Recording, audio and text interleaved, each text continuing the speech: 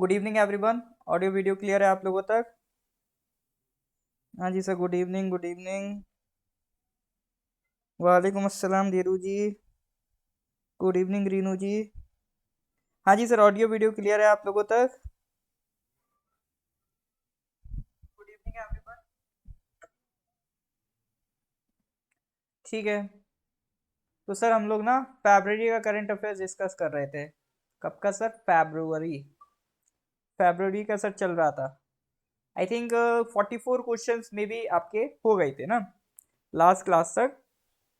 उसके आगे सर आज ना कंटिन्यू करना है। तो आगे बढ़े उससे पहले ना मेरे को आप पुराने क्वेश्चंस के आंसर बताओ। कुछ पुराने रिवाइज करेंगे फिर आगे बढ़ेंगे। जैसे क्वेश्चन नंबर 2 है। अभी अल मिन्हाद एरिया है किसी कंट्री का, उसका नाम चेंज करके हमने क्या कर दिया है? हिंद सिटी कर दिया है। तो ये अल मिन्हाद एरिया जिसका नाम चेंज हो गए हिंद सिटी हो गया है, तो ये किस कंट्री में है? सऊदी अरेबिया, ओमान, यूएई या कतर? बताइए सर। ये क्वेश्चन करा हुआ है यूएई। ऑल राइट सर, हाँ इसका आंसर था यूएई। अभी हिंद सिटी कहाँ पर बनाया गया? यूएई। मैप के हिसाब से देखोगे तो ये रहा आपका यूएई। ठीक है। ये सऊदी अरेबिया, सऊदी अरेबिया के नीचे यमन, ओमान और ओमान से लगा हुआ है आपका यूएई। चलिए सर, और क्वेश्चन के आंसर दीजिए। इसका आंसर बताइए। Recently which of the following has become India's first civic body to launch green bonds? Green bonds launch करने वाली इंडिया की पहली सिविक बॉडी कौन सी बन गई है? बीएमसी है, एमसीडी है, अहमदाबाद म्यूनिसिपल कॉरपोरेशन है या फिर सर इंदौर म्यूनिसिपल कॉरपोरेशन है? क्या आंसर था?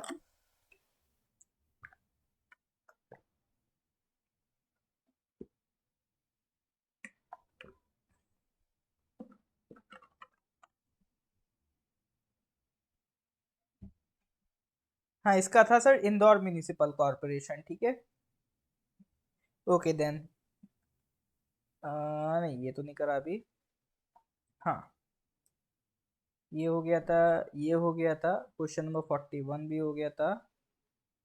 और ये लास्ट क्वेश्चन ये करा था ना, अनबॉटल्ड इनिशिएटिव। ये अनबॉटल्ड इनिशिएटिव अभी आपने देखा होगा, रिसाइकिल प्लास्टिक बॉटल से बनी हुई जैकेट मोदी जी ने पहनी थी। तो ये अनबॉटल्ड इनिशिएटिव किसका था?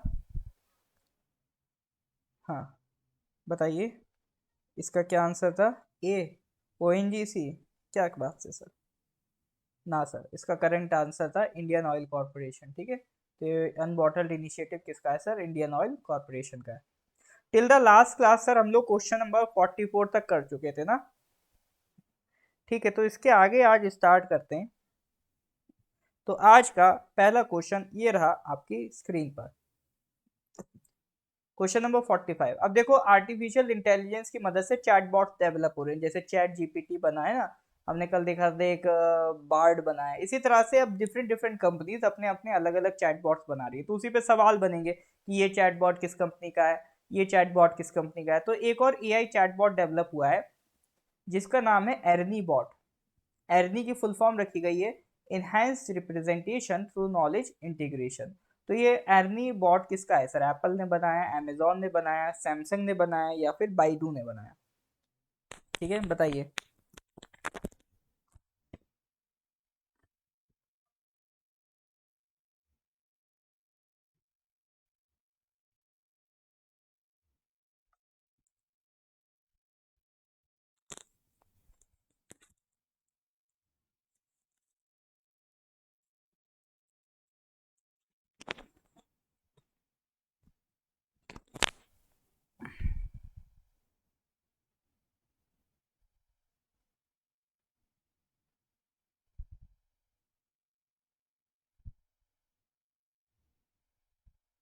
ए बी तुक्का लगा रहे हैं आप लोग, बढ़िया बात है। तुक्के जोरों शोरों पे आ रहे हैं।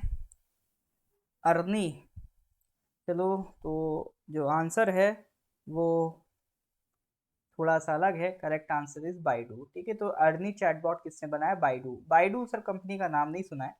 गूगल का तो आपने सुना होगा। एक्चुअली चाइना में गूगल नहीं चलता है ना। तो जैसे अपने इंडिया में या यूएस वगैरह में जो सर्च इंजन है, हम लोग क्या यूज करते हैं? गूगल यूज करते हैं। इसी तरह से चाइना में गूगल यूज नहीं करते हैं। चाइना में जो सर्च इंजन यूज करते हैं वो है बाइडू। ठीक है। तो Chinese search giant introduce this new chatbot Ernie bot in a pre recorded video representation on Thursday. ठीक है, तो बाइडू कंपनी ने अर्नी चैटबॉट रिलीज किया है। चलो जी, बढ़िया सवाल था, होश खोल देने वाला सवाल था। नेक्स्ट आ जाओ, question number 46। Which of the following ministries has launch the mission Antyodaya survey 2022 से 23? अंत्योदय अंत्योदय सर्वे 2023 22 से 23 किस मिनिस्ट्री ने लॉन्च किया मिशन अंत्योदय सर्वे? अंत्योदय का सर मतलब क्या होता है? अंत्योदय का मतलब होता है टू हेल्प द पुअर, किसी गरीब की मदद करना, उसे अंत्योदय कहते हैं। या मतलब किसी गरीब को अपलिफ्ट करना, उसके भले की थोड़ी सी बात करना है ना। दो वर्ड होते हैं ना, अंत्यो प्लस उदय। उदय मतलब राइज कराना, अंत्यो मतलब गरीब, उसका राइज, तो अंत्योदय मतलब कि जब किसी पुअर के अपलिफ्टमेंट की बात होती है तो उसे कहते हैं अंत्योदय। तो मिशन अंत्योदय सर्वे 2022 से 23 किसने करवाया सर? अब देखो, इतना तो मैंने आइडिया दे दिया, किसी गरीब के अपलिफ्टमेंट की बात हो रही है, तो इसमें होम अफेयर्स और फाइनेंस क्या ही कर लेगा, तो सर ये दो तो नहीं हो सकते। अब पुअर पीपल का अपलिफ्टमेंट में हम या तो एग्रीकल्चर के थ्रू कर सकते हैं या रूरल डेवलपमेंट, तो ए और बी में से आपको तुक्का लगना चाहिए। ठीक है, और चलो सर देखते हैं ए और बी में से क्या आंसर होगा। Correct answer is sir ministry of rural development, बिल्कुल सर सही जवाब। करेक्ट आंसर क्या है? Ministry of rural development. ठीक है, तो देखो जहां पर भी अंत्योदय वर्ड दिख जाए तो अंत्योदय मतलब सरकार कुछ ना कुछ गरीबों के लिए कर रही है। तो अंत्योदय मिशन जो है लॉन्च हुआ था to aid people in rural areas. It aims to eliminate poverty. The ministry of rural development recently launch mission Antyodaya survey. Survey conduct कैसे कराएंगे? क्वेश्चन आंसर उनसे पूछे जाएंगे। ठीक है, टोटल 21 एरियाज इसमें कवर किए जाएंगे और कुछ क्वेश्चन आंसर उनसे पूछे जाएंगे। क्वेश्चन आंसर्स के जरिए वो आइडिया लगाएंगे कि पॉवर्टी की क्या कंडीशन है इंडिया में। ठीक है, उसी के अकॉर्डिंग वो उसमें क्या कहते हैं, उसी के अकॉर्डिंग पॉलिसीज बनाएंगे, जिस हिसाब से पॉवर्टी रेशियोज आएंगे तो इससे पता चलेगा कहाँ पर किस चीज़ की कितनी ज़रूरत है। उसी के अकॉर्डिंग सर सरकार पॉलिसीज बनाएगी। ठीक है, इसीलिए आपका ये सर्वे कराया जा रहा है, अंत्योदय सर्वे। ठीक है सर, ये मिशन कब लॉन्च हुआ था? मिशन अंत्योदय 2017 में लॉन्च हुआ था, और इसका मेन पर्पज यही है to bring optimum use of natural resources in rural areas. तो इनका मेन काम ये है कि देखो, रूरल एरियाज के पास नेचुरल रिसोर्सेज होते हैं, उनके पास एग्रीकल्चर होता है, और भी जैसे एग्रीकल्चर के साथ साथ आज के टाइम में अगर जो भी आपका ऑर्गेनिक वेस्ट है, उस वेस्ट की मदद से भी एनर्जी में कन्वर्ट करके हम उसे यूज कर सकते हैं। तो जो जो भी रिसोर्सेज अवेलेबल है रूरल एरियाज में, उनको ऑप्टिमल यूज करके हमें इनकम डेवलप करानी है रूरल एरियाज की। ठीक है, तो ये मेन फंक्शन है, ये मेन आपका पर्पज है मिशन अंत्योदय का। ठीक है, गुड इवनिंग तालांग जी। चलो नेक्स्ट क्वेश्चन पे आते हैं sir, question number 47। Who amongst the following is the author of the new novel victory city?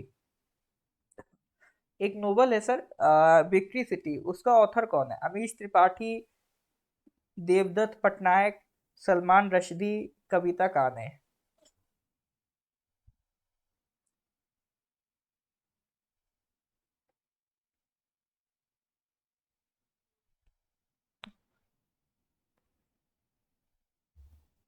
हाँ जी सर, लगाइए सर, करेक्ट आंसर क्या होगा?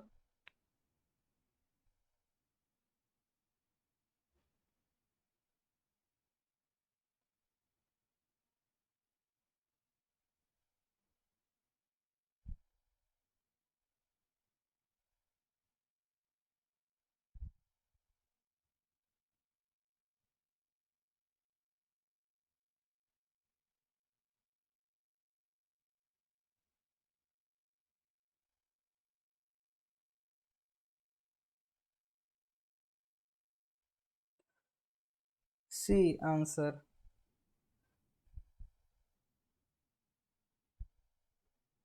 हाँ जी सर।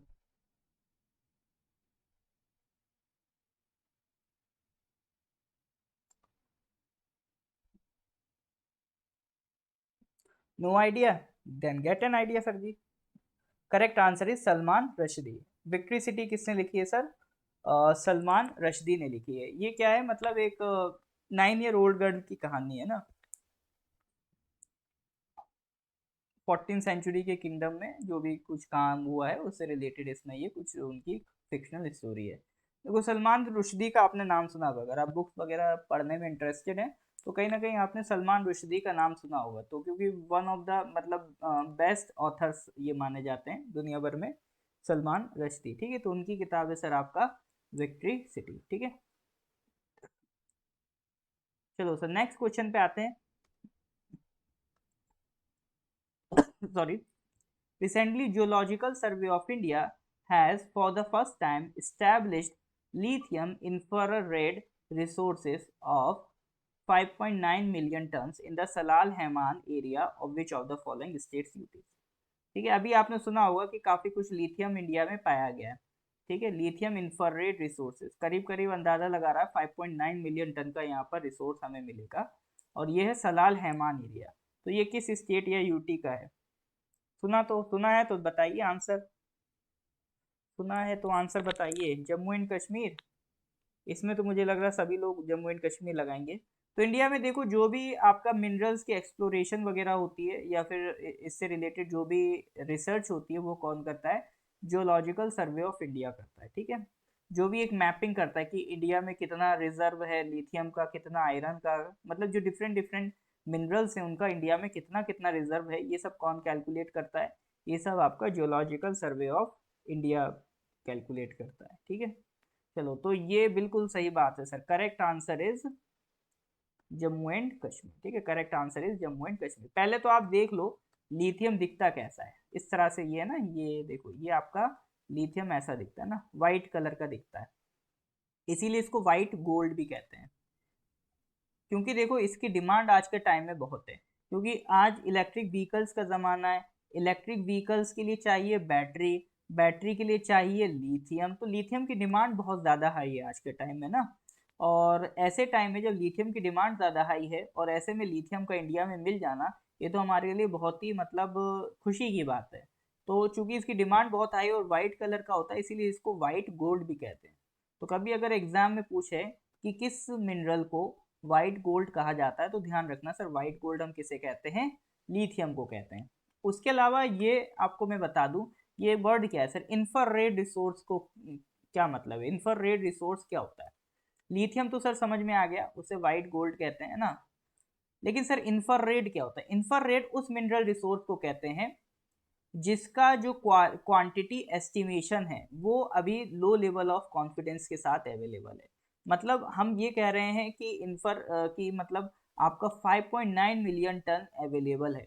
तो ये हमारा जो एविडेंस है कोई सॉलिड एविडेंस के बेसिस पे हम नहीं कह रहे हैं, ये बस एक रफ एस्टिमेशन है ना, बहुत ही स्टार्टिंग का बहुत ही मतलब बेसिक सा रफ एस्टिमेशन है कि इतना मिलियन टन अवेलेबल हो सकता है। कोई बहुत ज़्यादा डिटेल में विद हाई कॉन्फिडेंस हम नहीं कह सकते कि इतना मिलेगा ही मिलेगा, ठीक है। तो उसको क्या कहते हैं सर? हम इंफ्रारेड रिसोर्स, ऐसा रिसोर्स जिसकी क्वांटिटी, ग्रेड और मिनरल कंटेंट का जो अवेलेबिलिटी है वो बहुत ज़्यादा कॉन्फिडेंस से ना कहा जाए, तो वो रिसोर्स होते हैं इंफ्रारेड।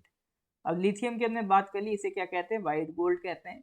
आपके इलेक्ट्रोकेमिकल सेल्स हो, थर्मोन्यूक्लियर रिएक्शंस हो, इन सब में इसका बहुत ज़्यादा यूज पाया जाता है, ठीक है।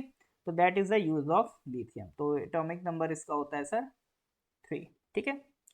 चलो सर, तो that is all about lithium.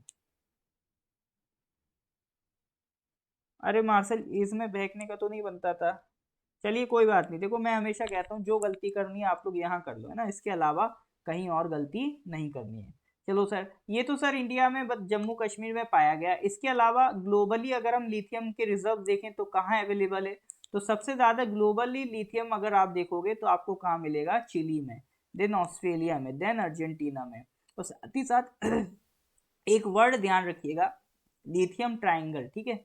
ये वर्ड ध्यान रखना, लिथियम ट्राइंगल, इसका मतलब क्या होता है? इसका मतलब होता है सर, देखो 3 एरिया ऐसे हैं जहां पर लिथियम बहुत ज्यादा हाई अमाउंट में पाया जाता है, चिली, बोलीविया और अर्जेंटीना, ठीक है। तो चिली, अर्जेंटीना, बोलीविया, ये 3 कंट्री ऐसे हैं जहां पर आपका लिथियम बहुत हाई अमाउंट में पाया जाता है। तो साउथ अमेरिका के 3 कंट्रीज हैं, चिली, अर्जेंटीना, बोलीविया। तो इन तीनों कंट्रीज को हम क्या कहते हैं? इन तीनों कंट्रीज को हम मिला के कहते हैं लिथियम ट्राइंगल। इंपॉर्टेंट, इस पे क्वेश्चन बन सकता है कि कौन से 3 कंट्रीज लिथियम ट्राइंगल का पार्ट हैं, एक क्वेश्चन ये बन सकता है। कौन सा कंट्री लिथियम के लिए फेमस है? तो चिली फेमस है ना।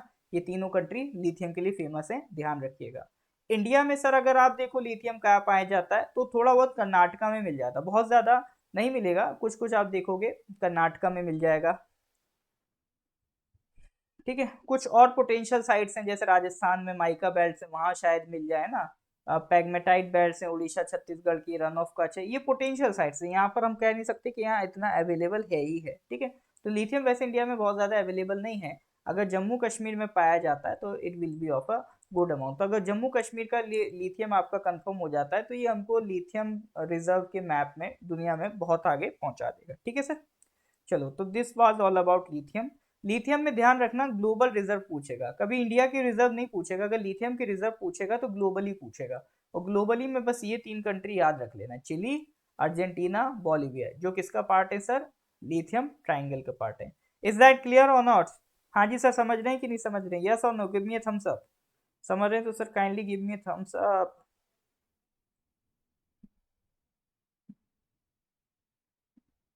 तो जिनको डाउट है वो क्वेश्चन पूछें, बाकी लोग क्वेश्चन नंबर 49 पे आ जाएं। Recently, who amongst the following has been conferred the Raja Ram Mohan Roy National Award for Excellence in Journalism 2020 by the Press Council of India? Press council of India की statutory body है, मतलब भारत सरकार के parliament के act से बनी body है press council of India, जिसका काम है मतलब दुनिया इंडिया में जितना भी मीडिया काम कर रहा है उस पर नजर रखना कि वो ठीक से काम कर रहे हैं कि नहीं कर रहे हैं, ठीक है। तो नजर मीडिया पे कौन रखता है? प्रेस काउंसिल ऑफ इंडिया, ठीक है। तो प्रेस काउंसिल ऑफ इंडिया एक अवार्ड देता है जर्नलिज्म के लिए, जर्नलिज्म में अच्छा काम करने के लिए, वो है राजा राम मोहन रॉय, राजा राम मोहन रॉय नेशनल अवार्ड, ठीक है, फॉर एक्सीलेंस इन जर्नलिज्म। तो 2020 का ये अवार्ड अभी किस जर्नलिस्ट को दिया गया है? Karan Thapar, doctor N A Bhavani, Koteshwar Prasad, फायर डिसूजा या नमिता वाइकर? बताइए सर, करेक्ट आंसर क्या होगा?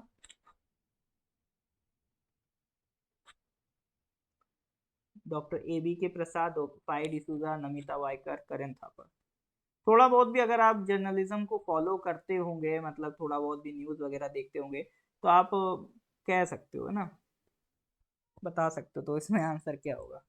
करण थापर को, करण थापर तो वही है जो मतलब मोदी जी से जो सवाल कर रहे थे, मोदी जी इंटरव्यू बीच में छोड़ आए थे कहते हुए दोस्ती बनी रहनी चाहिए, ये वही वाले करण थापर हैं।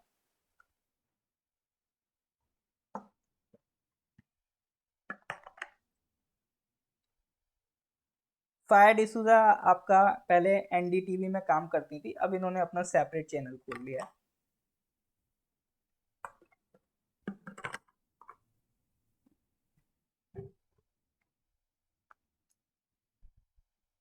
डी तुक्का।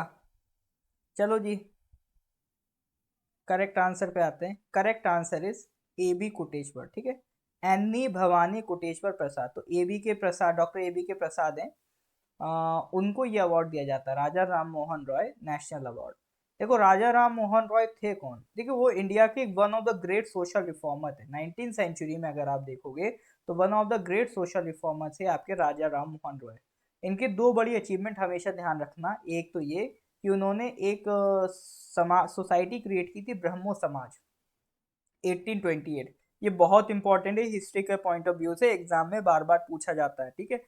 तो ये हमेशा ध्यान रखना कि ब्रह्मो समाज किसने क्रिएट किया था, कि ब्रह्मो समाज के फाउंडर कौन है? तो वो है सर आपका राजा राम मोहन रॉय, ठीक है, राजा राम मोहन रॉय। और इनको जो राजा का टाइटल था वो एक मुगल राजा थे अकबर टू, है ना, उन्होंने ये टाइटल दिया था, राजा राम मोहन रॉय। तो ये नाम ध्यान रखना, ब्रह्मो समाज के ये फाउंडर थे। दूसरा, राजा राम मोहन रॉय का एक काम ये ध्यान रखना कि सती प्रथा से ये लड़े थे ना, तो जो एक सती प्रथा चलती थी उसको खत्म कराने में इनका बहुत बड़ा रोल था। तो इंडिया के one of the great social reformer की कैटेगरी में इनको माना गया। तो अगर कोई ऐसा जर्नलिस्ट है जो सोशल रिफॉर्म के मुद्दे हाईलाइट करता है, सोशल इश्यूज हाईलाइट करता है, तो उस आपका कह सकते हो उस जर्नलिस्ट को ये अवार्ड दिया जाता है, ठीक है, डॉक्टर ए बी के प्रसाद। तो उस पर्सन को ये अवार्ड दिया जाता है। तो ये किसको मिला है सर? डॉक्टर ए बी के प्रसाद। डेविड जी ये तो मोदी जी से पूछिए, सरकार बताएगी 2020 का आप क्यों दिया, है ना, इसमें मैं क्या बताऊं।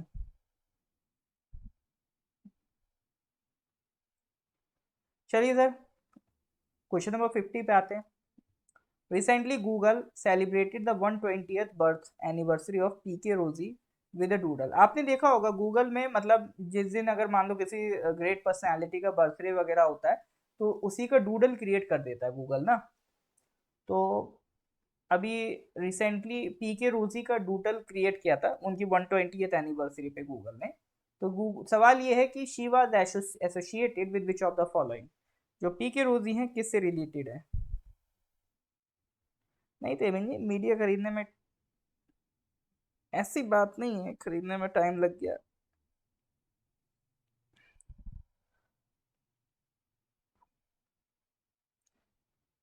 She was associated with which of the following? Malayalam cinema, badminton, politics या स्पेस साइंटिस्ट?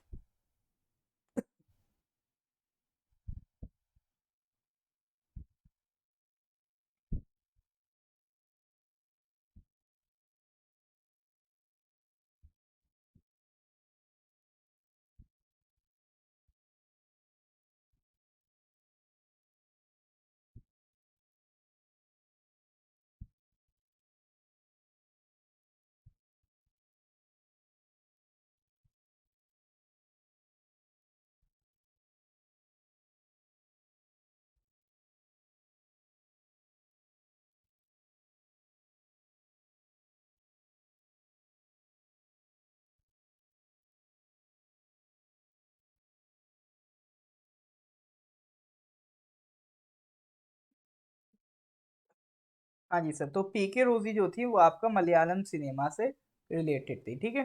तो वो फर्स्ट मलयालम सिनेमा की पहली एक्ट्रेस थी, ठीक है। तो ये ध्यान रखना, मलयालम सिनेमा कहाँ का है? केरला का। मलयालम लैंग्वेज, मलयालम सिनेमा कहाँ का है सर? केरला का। तो वहाँ की वो पहली एक्ट्रेस थी, तो ये उनके लिए बड़ी बात है। She belong to a Dalit subcaste and learn the traditional Kakkarissi Natakam, ठीक है। उनकी डेब्यू फिल्म थी Vigathakumaran the lost child 1928। तो इसको ध्यान रखिएगा, on her 120th anniversary Google ने उन्हें ऑनर किया, ठीक है। तेमिन जी, ओपिनियन नहीं होता है। देखो जब हम बात करते हैं ओपिनियन की, जैसे आपने कहा your opinion on Indian government, तो that is a very subjective question. मैं ये नहीं कह सकता कि सरकार बहुत खराब है, मैं ये नहीं कह सकता सरकार बहुत अच्छी है, ठीक है। हम जब इवेल्युएशन करते हैं, ठीक है, आप कह सकते हो क्रिटिकल असेसमेंट करते हैं, तो सब्जेक्टिव होता है। हम गवर्नमेंट को ओवरऑल आंकलन नहीं करते हैं, हम उसकी पॉलिसीज की बात करते हैं। आप गवर्नमेंट की पॉलिसी लेके आओ, हम उस पर बात करेंगे ना। कि जैसे गवर्नमेंट ने मान लो अभी वंदे भारत ट्रेन चलाई, तो ये गवर्नमेंट की पॉलिसी है ना। गवर्नमेंट की एक पॉलिसी होती है एक्ट ईस्ट, हम उस पर बात कर सकते हैं कि हाँ इससे क्या फायदा होगा, क्या नुकसान होगा, जो भी है हम पॉलिसी पे बात करते हैं ना। तो जब जहाँ आप अगर एकेडमिक बात कर रहे हो, कॉम्पिटिटिव एग्जाम की तैयारी कर रहे हो, तो आप ओपिनियन पे नहीं जाते हो, अच्छे बुरे पे नहीं जाते हो, ठीक है। वो आपका पर्सनल ओपिनियन होता है, पर्सनल ओपिनियन मैं यहाँ पर अपना शेयर नहीं करूँगा। मैं वही शेयर करूँगा जो आपके एग्जाम के इवेल्युएशन में हेल्प करे ना। तो आपको कभी भी पर्सन या गवर्नमेंट को मत जस्ट देखो, आप उसकी गवर्नमेंट की पॉलिसीज देखो और उस पर बात करो, पॉलिसीज पे बात करो, ठीक है। चलो sir, question number 51। What is the rank of India in the recently release global quality index infrastructure 2021?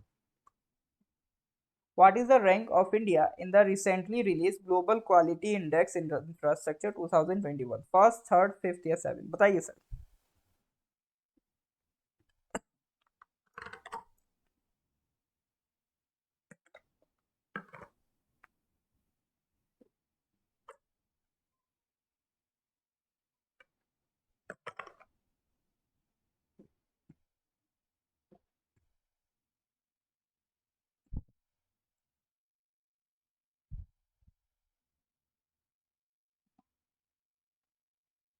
Global quality index infrastructure, ये कैसे इंफ्रास्ट्रक्चर की बात कर रहे हैं? देखिए हर कंट्री में क्वालिटी को एसेस करने के लिए कुछ इंफ्रास्ट्रक्चर क्रिएट होता है, ठीक है। हर कंट्री में, जैसे हमारे यहाँ क्वालिटी काउंसिल ऑफ इंडिया, और उसमें जैसे हमारे यहाँ क्वालिटी एसेस करने के लिए जो बॉडी है वो है क्वालिटी काउंसिल ऑफ इंडिया। जैसे आपने सुना होगा ना, कोई भी चीज़ आईएसओ प्रमाणित, बीआईएस सर्टिफाइड, तो ये सब क्या है सर? ये क्वालिटी चेक करने वाली बॉडीज है ना। तो जैसे ब्यूरो ऑफ इंफॉर्मेशन सर्वे है ना, तो ये सब क्या है सर, क्वालिटी चेक करते हैं। जैसे इंडिया में किसी भी प्रोडक्ट की क्वालिटी कौन चेक करता है, BIS करता है, ब्यूरो ऑफ इंडियन सर्वे। ठीक है, ये सब किसके अंडर आते हैं, ये सब आते हैं क्वालिटी काउंसिल ऑफ इंडिया। तो ये हमारा सर क्वालिटी का इंफ्रास्ट्रक्चर है। तो दुनिया भर में हर एक कंट्री का एक अपना अलग इंफ्रास्ट्रक्चर होता है क्वालिटी असेस करने के लिए। तो ये क्वेश्चन यही है कि इंडिया में जो क्वालिटी का चेक करने का इंफ्रास्ट्रक्चर है उसकी ग्लोबली क्या रैंक है। ठीक है, तो वो है सर हमारी 5th रैंक। ठीक है, तो correct answer is 5th rank. तो India national accreditation system under the quality council of India. ठीक है, हमारा जो इंडिया में जितना भी क्वालिटी चेक होता है वो किस बॉडी के अंदर होता है, वो होता है sir quality council of India. उसकी रैंक कितनी है दुनिया भर में, 5th रैंक है। ठीक है, तो दुनिया भर की इन्होंने 184 इकोनॉमीज को रैंक किया, उसमें से हमारी रैंक 5th आना बड़ी बात है। मतलब क्वालिटी मेजर करने के लिए जो इंफ्रास्ट्रक्चर है वो हमारा बहुत अच्छा है, बहुत स्ट्रॉन्ग है ना। वही हम किसी को सर्टिफाई नहीं करते। तो अगर हमने किसी को सर्टिफाई करा, तो क्वालिटी काउंसिल ऑफ इंडिया ने किसी को सर्टिफाई करा, या इसके अंदर ब्यूरो ऑफ इंडियन सर्वे ने अगर किसी को सर्टिफाई करा, तो मतलब वो जेन्यून सर्टिफिकेशन होगा। ऐसा नहीं कि वही किसी को भी हम सर्टिफाई कर दें। ठीक है सर, समझ में आ रहा है कि नहीं आ रहा है? तो ये ग्लोबल क्वालिटी इंफ्रास्ट्रक्चर इंडेक्स समझ पा रहे हैं कि नहीं समझ पा रहे हैं, कि इसमें मीजर क्या हो रहा है, इंफ्रास्ट्रक्चर चेक नहीं हो रहा है, इंफ्रास्ट्रक्चर की क्वालिटी चेक करने के लिए जो बॉडी है उसकी क्वालिटी चेक हो रही है। ठीक है सर, इज दैट क्लियर और नॉट? ये समझ पा रहे हैं कि नहीं समझ पा रहे हैं? Kindly give me thumbs up. हाँ जी सर, ये क्या है?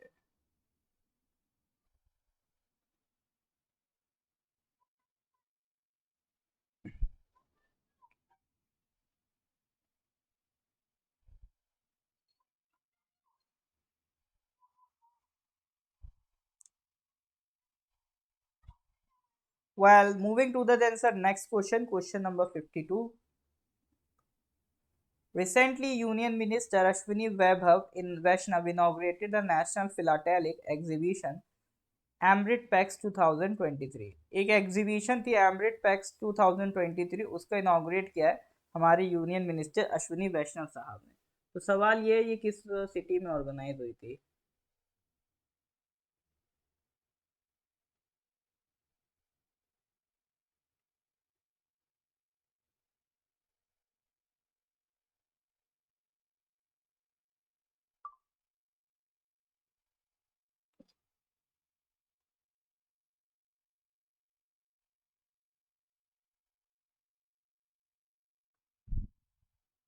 हाँ जी सर, बताइए। हम्म, ये फिलाटेलिक का मतलब जानते हैं? फिलाटेलिक एग्जीबिशन, फिलाटेलिक मतलब पोस्टल स्टैम्प होती है ना, उससे रिलेटेड होता है। फिलाटेलिक मतलब पोस्टल स्टैम्प। तो it is a national philatelic exhibition organised by department of post under the ministry of communication. उसके अंदर डिपार्टमेंट ऑफ पोस्ट आता, उसने ये एग्जीबिशन ऑर्गेनाइज करी। फिलाटेलिक का मतलब क्या है सर? Postal stamps. ठीक है, तो डिफरेंट डिफरेंट इंडिया की जो ओवरऑल जनरेशनल पोस्टल स्टैम्प्स रही हैं उसको यहाँ पर दिखाया जाएगा, कैसी कैसी स्टैम्प्स हमने बनाई है ना। ठीक है सर, तो इसको ऑर्गेनाइज किया गया था आपका न्यू दिल्ली में, और जो हमारे मिनिस्टर ऑफ कम्युनिकेशन है अश्वनी वैष्णव जी, उन्होंने इसको इनॉग्रेट किया था। ठीक है, सॉरी, हाँ मिनिस्ट्री ऑफ कल्चर ने, हाँ मिनिस्ट्री ऑफ कल्चर भी इसमें इन्वॉल्व था। बैड डे, तुक्का जीरो, स्टिल कोई बात नहीं, हार मत मानिए, अभी और भी क्वेश्चन है। क्वेश्चन नंबर सर 53 पे आ जाओ। Recently, PM Narendra Modi inaugurated the 14th edition of the Aero India 2023 at the Air Force Station in the Yelahanka. It is in which of the following cities? अभी ना arrow India 2023 का 14th addition start किया है, उद्घाटन किया मोदी जी ने, है ना। तो ये किया है येलाहांका के एयरफोर्स स्टेशन पर। तो सवाल ये है कि सर ये जो येलाहांका है ये किस शहर में है? चंडीगढ़ में है, न्यू दिल्ली में है, बेंगलुरु में है, या हैदराबाद में? हाँ जी सर, येलाहांका कहाँ पर है? चंडीगढ़ में है, न्यू दिल्ली में है, बेंगलुरु में है, या फिर सर आपका हैदराबाद में? बताइए जनाब।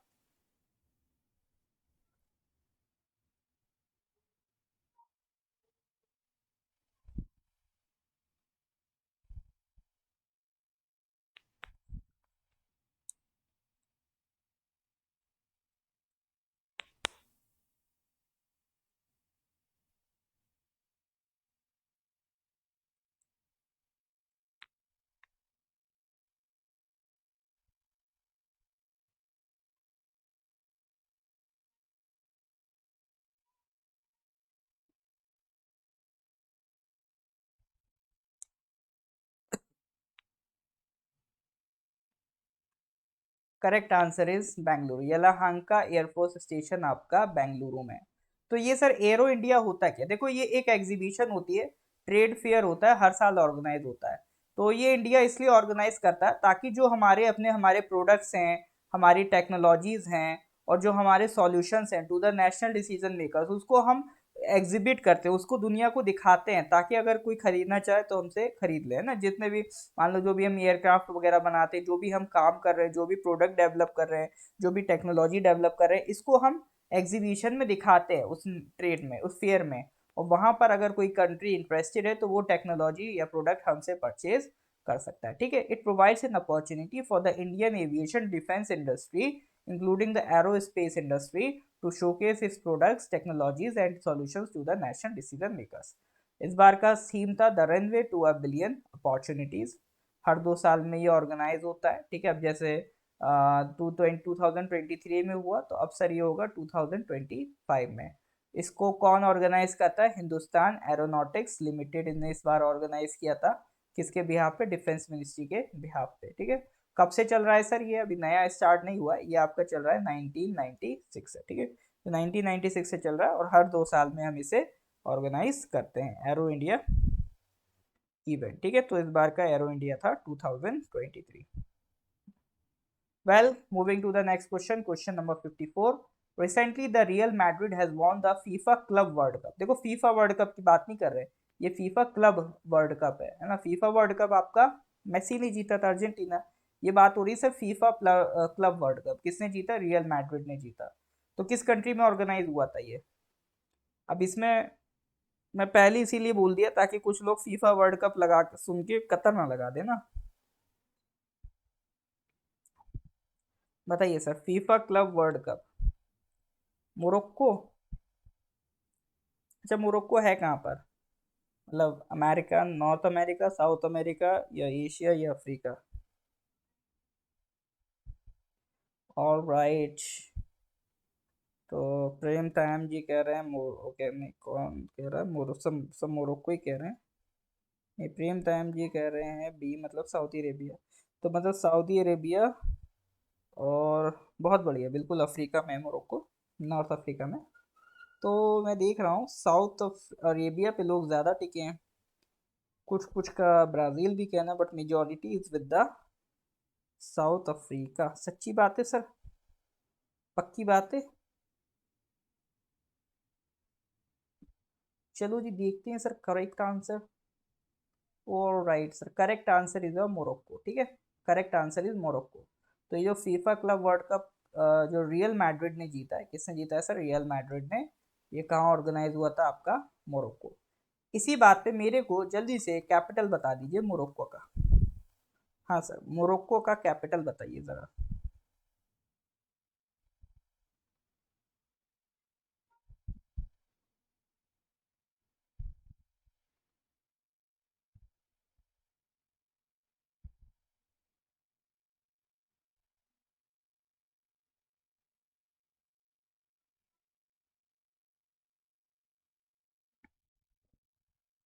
फॉरगॉट। ध्यान रखना सर, मोरक्को का कैपिटल है रबात। रैबिट ध्यान रखना है, ठीक है, रैबिट। मोरक्को, रैबिट, रैबिट से ध्यान रखना, रबात, ठीक है। तो मोरक्को का सर कैपिटल है आपका Rabat. All right. Question number 55। एक किताब लिखी गई है सर, रिफॉर्म नेशन। किसने लिखी है? अनूप शशि कुमार, गौतम चिकरमेन, या तरुण दास, या बिमल जालान? बताइए सर, वो रिफॉर्म नेशन एक किताब लिखी गई है, किसने लिखी है? अगर भूल गए कोई दिक्कत वाली बात नहीं है, याद हो जाएगा इस बहाने। रिफॉर्म नेशन बताइए सर, किसने लिखी है ये किताब?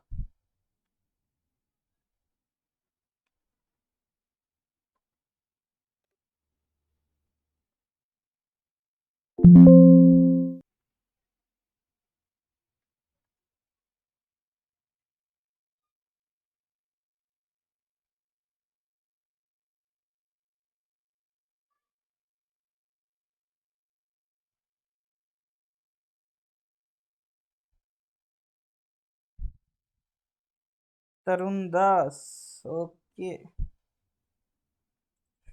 मतलब मिक्स आंसर आ रहा है, तो तुक्के बड़े ही मतलब शिद्दत के साथ लगाए जा रहे हैं, बड़े मिक्स मिक्स आंसर आ रहे हैं। चलो सर, करेक्ट आंसर जो कम लोगों ने लगाया, ए सी डी ज़्यादा ने लगाया, करेक्ट आंसर इज गौतम चिकरमान। ठीक है, करेक्ट आंसर इज गौतम चिकरमान। ये क्या मसला है, इमेज नहीं शो हो रही, हद है। Oh God, something is terribly wrong with it. कोई बात नहीं, 1 मिनट के लिए फिर से स्टार्ट करते हैं।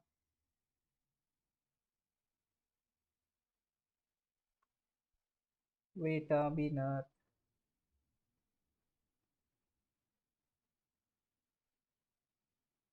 हाँ, अब आ गया सर, बिल्कुल। ठीक है, तो गौतम चिकरमान।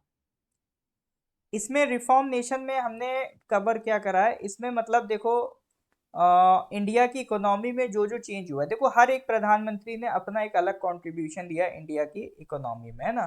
तो आपका पीवी नरसिम्हा राव से लेकर, क्योंकि 1991 24 जुलाई 1991 को हमारी इकोनॉमी को रिबूट दिया गया था, वही एलपीजी रिफॉर्म्स किए गए थे। तो उसके बाद फिर सर आपके, उसके बाद आपका मनमोहन सिंह की भी सरकार आई, नरेंद्र मोदी की भी सरकार आई, बीच में आपका अटल बिहारी वाजपेयी की भी सरकार आई। तो पीवी नरसिम्हा राव से लेकर नरेंद्र मोदी तक का जो टाइम पीरियड है, तो ठीक है, तो इसमें 6 अलग अलग सरकारें आई, 5 अलग अलग प्रधानमंत्री आए 9 टर्म के दौरान। हर किसी ने अपना एक अलग योगदान दिया है इंडियन इकोनॉमी को।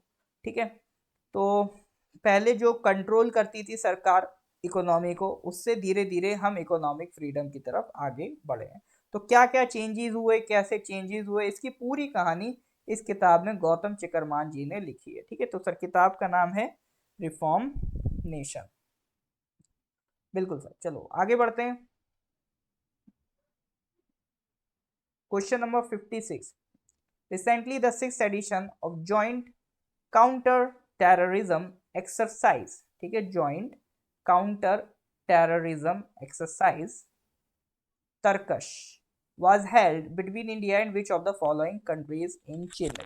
रशिया, इजराइल, ऑस्ट्रेलिया या यूएसए। तो आपकी जो तरकश एक्सरसाइज है, काउंटर टेररिज्म एक्सरसाइज, इंडिया और कौन सी कंट्रीज ने मिलकर चेन्नई में इसको ऑर्गेनाइज किया, बताइए सर।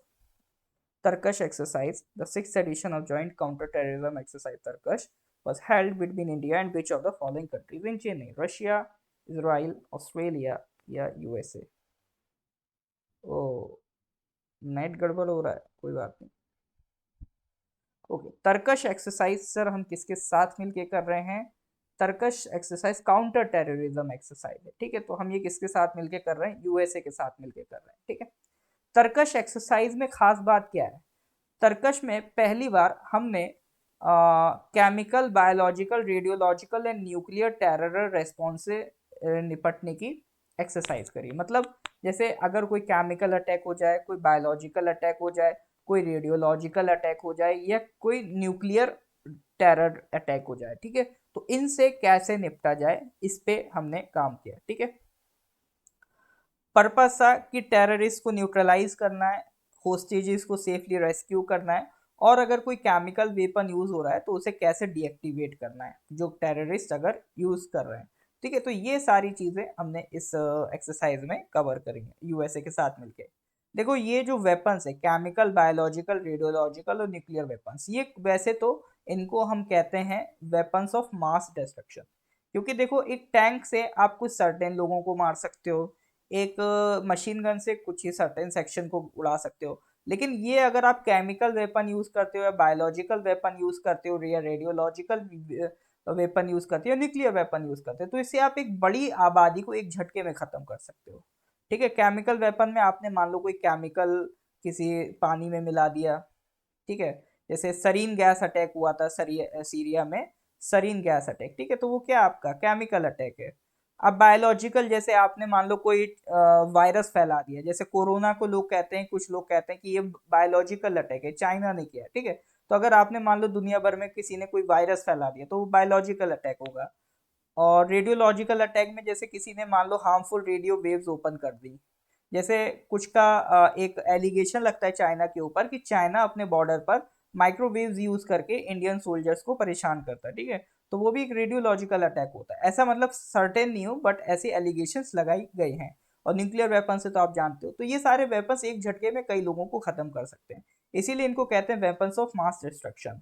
वैसे तो इन पे बैन है, ये मतलब अलाउड नहीं है, लेकिन पहले भी पास्ट में ये यूज हो चुके हैं। जैसे अभी रिसेंट में अगर हम बात करें तो वही सीरिया में सरीन गैस का अटैक हुआ था, इसमें 100 से ज़्यादा लोग एक झटके में मारे गए थे, ठीक है। तो ये वेपन्स ऑफ मास डिस्ट्रक्शन है, तो ये इसको डब्ल्यू एम डी भी कहते हैं, वेपन्स ऑफ मास डिस्ट्रक्शन, ठीक है। तो अगर कोई weapons of mass destruction use करता है तो उससे कैसे टैकल किया जाए, तो उसके लिए हमने एक ड्रिल एक्सरसाइज करी थी, किसके साथ, यूएसए के साथ। और उस एक्सरसाइज का नाम था सर तरकश, ठीक है। उस एक्सरसाइज का नाम था तरकश। देखो इससे रिलेटेड कई ट्रीटीज भी साइन हुई हैं ताकि इसके यूज को रोका जा सके, ठीक है। तो एक तो हमने जेनेवा प्रोटोकॉल 1925 है, जो कहता है कि केमिकल बायोलॉजिकल वेपन्स का यूज करना कंप्लीटली बैन है। फिर उसके साथ एक सर हमने 1992 में कन्वेंशन भी साइन किया है, बायोलॉजिकल वेपन्स कन्वेंशन 1972 और केमिकल वेपन्स कन्वेंशन 1992, जो केमिकल और बायोलॉजिकल वेपन्स पे कम्प्लीटली बैन करता है। तो ये कन्वेंशन भी हमने साइन किया, ये भी हमने साइन किया है, ठीक है। हमने हाँ बस दो साइन नहीं किए, एक तो आपका CTBT और न्यूक्लियर NPT, ये हमने साइन नहीं किया। ये किसके लिए, ये न्यूक्लियर वेपन्स के लिए कि आप न्यूक्लियर वेपन यूज नहीं करेंगे। तो NPT है nuclear non proliferation treaty comprehensive test treaty, ये हमने साइन नहीं किया, ठीक है, क्योंकि हमने न्यूक्लियर वेपन डेवलप किए हैं फॉर आवर सिक्योरिटी पर्पस, ठीक है। चलिए सर, तो ये था sir weapons of mass destruction से रिलेटेड कहानी। तो आज की क्लास में सर यहीं तक रखते हैं। आई होप लेक्चर अच्छा लगा होगा, अगर इसमें कुछ सीखने को मिलता है तो please do like and share with your colleagues, ठीक है। मिलते हैं सर फिर अगली क्लास में। Till then good bye and have a nice day.